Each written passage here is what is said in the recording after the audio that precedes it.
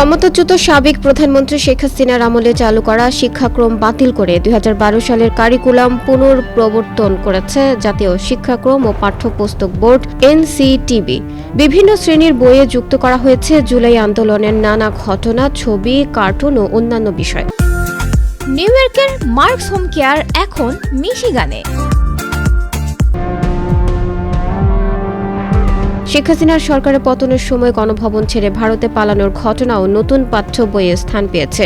সেদিন ৫ আগস্ট ২০২৪, ৩৬ জুলাই।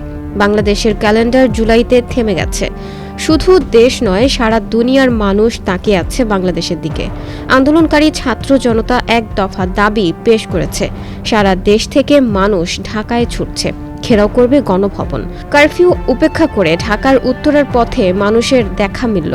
যাত্রাবাড়ির দিকে মানুষ জড়ো হতে থাকলো ধীরে ধীরে। নামলো মানুষের ঢল।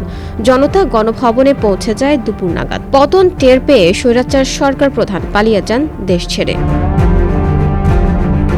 বইয়ের সেই অধ্যায়টিতে আরও বলা হয়, ২০২৪ সালের শুরুতে প্রহসনের নির্বাচনের মাধ্যমে ক্ষমতা দখল করে সরকার। উঠে আসে হাসিনা সরকার উৎখাতে বিভিন্ন বেসরকারি বিশ্ববিদ্যালয়, স্কুল, কলেজ, মাদ্রাসা, শিক্ষার্থীদের অবদানের কথাও। আমাদের নতুন গৌরবগাথা নামের অধ্যায়টিতে উঠে এসেছে আওয়ামী লীগের আমলে দীর্ঘ দুঃশাসনের কথাও। সামান্য দাবির কারণে নির্বিচারে নির্যাতন আর গুম খুন করা হয়েছে বলে উল্লেখ করা হয়েছে। এতে যুক্ত করা হয়েছে বছরের পর বছর ব্যাংকসহ বিভিন্ন আর্থিক প্রতিষ্ঠান লুট হওয়ার কথাও। আরও বলা হয়েছে, সাবেক সরকারের দানবীয় শাসন চালানোর জন্য প্রধান অবলম্বন ছিল মুক্তিযুদ্ধের গল্প। কিন্তু লোকে দেখল হাজার সার্টিফিকেটধারী মুক্তিযোদ্ধার জন্ম হয়েছে মুক্তিযুদ্ধের পরে। জাল সনদ সংগ্রহ করে চাকরির সুবিধা নিয়েছে অনেকে।